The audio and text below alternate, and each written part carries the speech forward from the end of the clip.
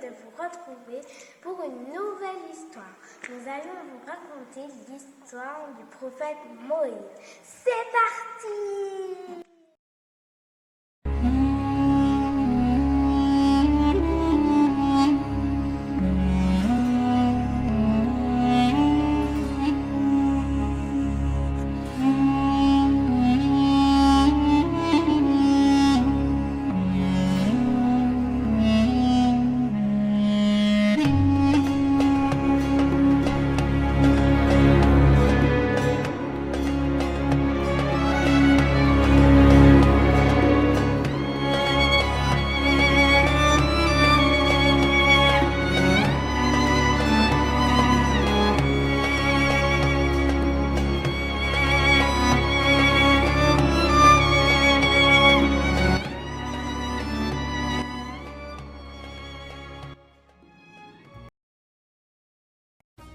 Notre histoire se déroule en Égypte.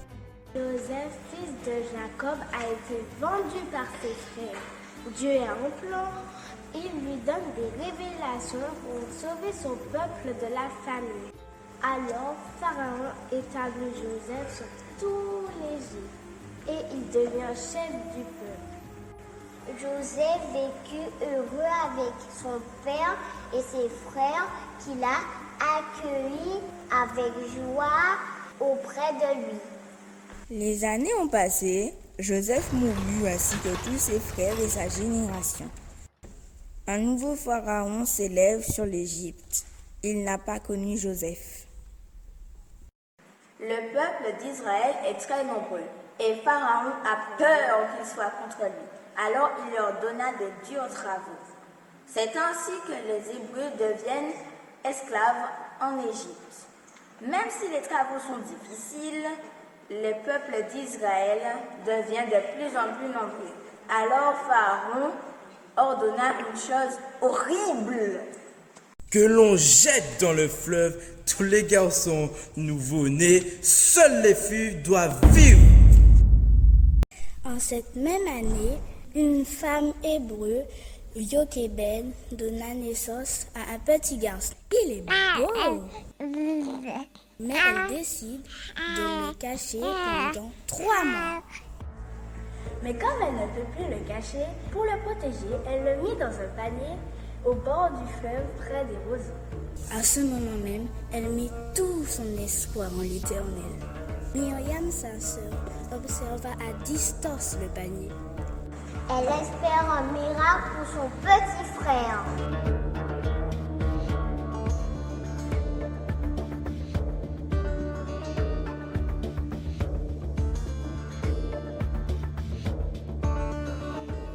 Et voici la fille de Pharaon. Elle descendit au bord du fleuve et vit un panier au bord de l'eau. Elle eut pitié, c'est un Hébreu. Délicatement, elle le prend dans ses bras et le regarde avec beaucoup d'amour. Pour elle, c'est une bénédiction.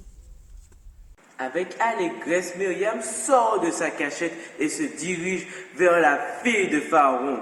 Veux-tu que j'aille chercher une femme parmi le peuple pour nourrir l'enfant, demanda-t-elle. La fille accepta et avec joie, Myriam se dirige vers sa mère, bien sûr.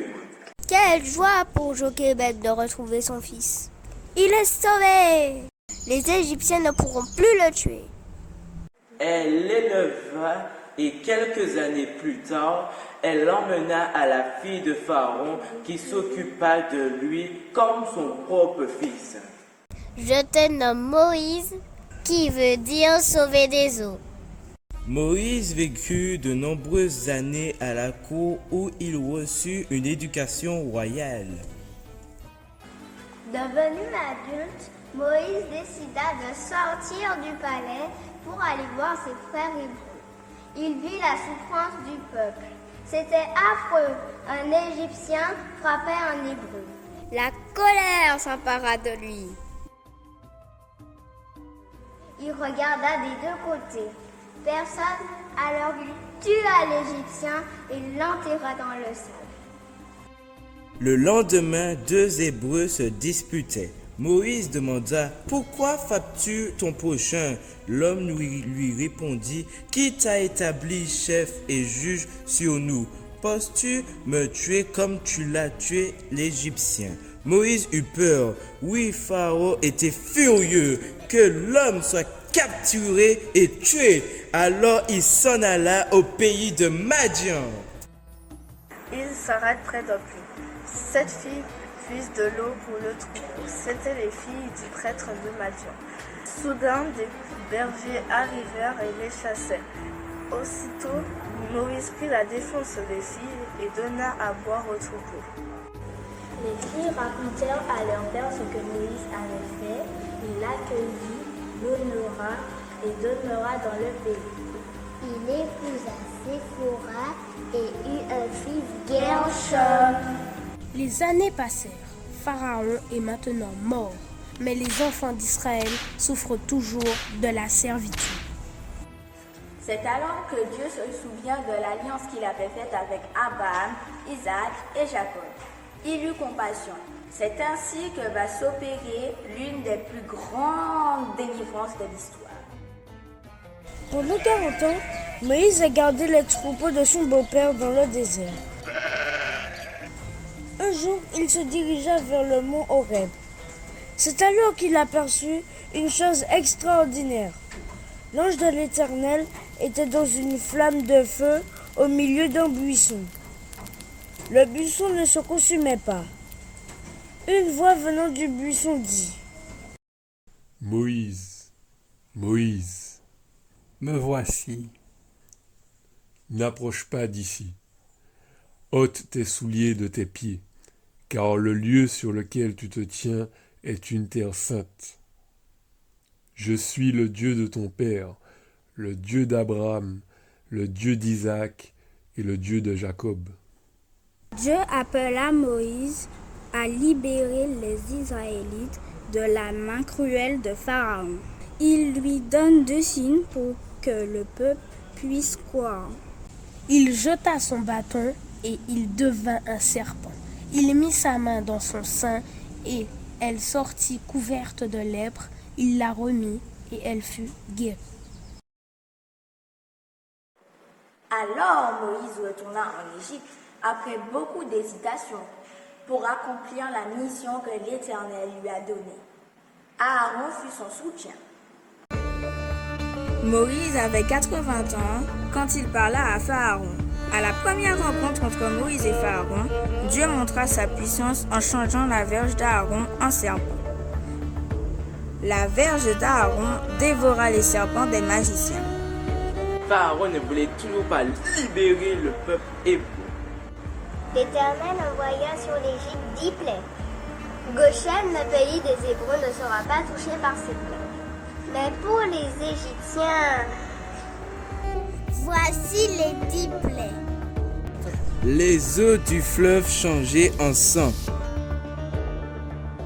Les grenouilles, les poux, les mouches, la mort des troupeaux, Les ulcères, la grêle, les sauterelles, les ténèbres, la mort des premiers-nés. Dieu recommanda de mettre le sang de l'agneau sur les 2 poteaux et le linteau de la porte des maisons. Lorsque la mort passa, Pharaon perdit son fils. Alors, il décida de libérer le peuple hébreu. C'était un jour de victoire pour le peuple d'Israël.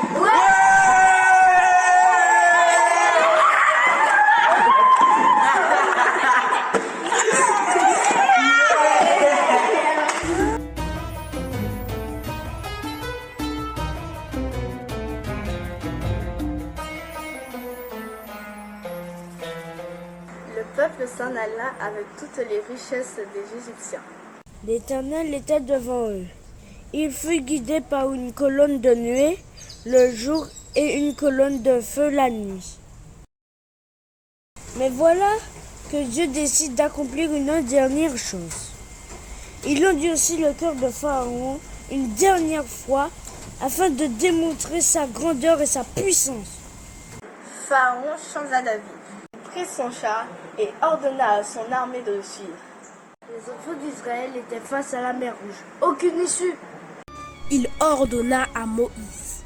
Lève ta verge, étends ta main sur la mer et fends-la.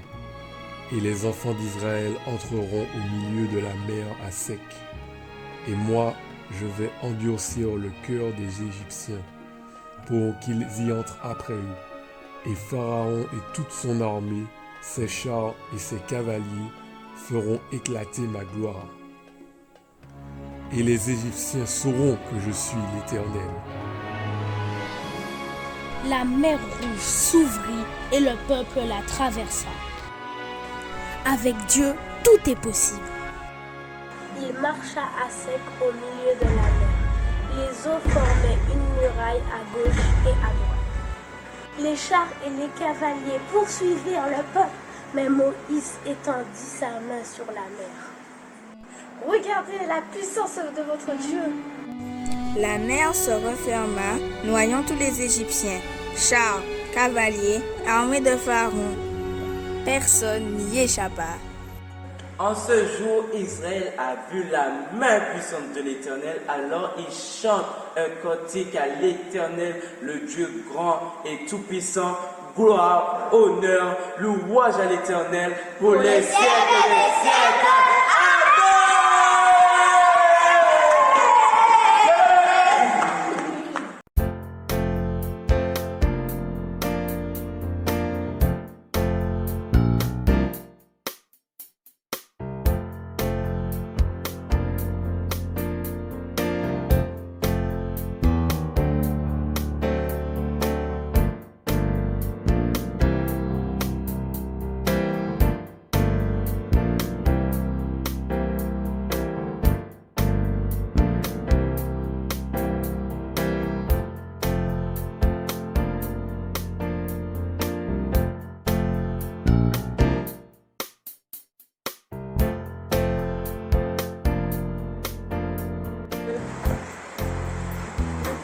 Dans la joue.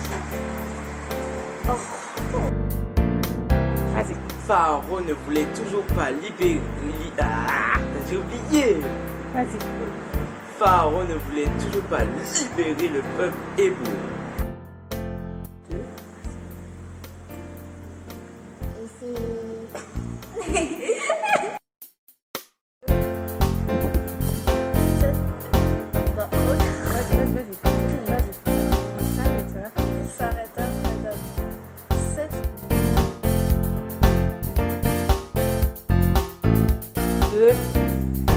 Bonjour à tous, nous sommes heureux de vous retrouver pour une nouvelle histoire. Nous allons vous parler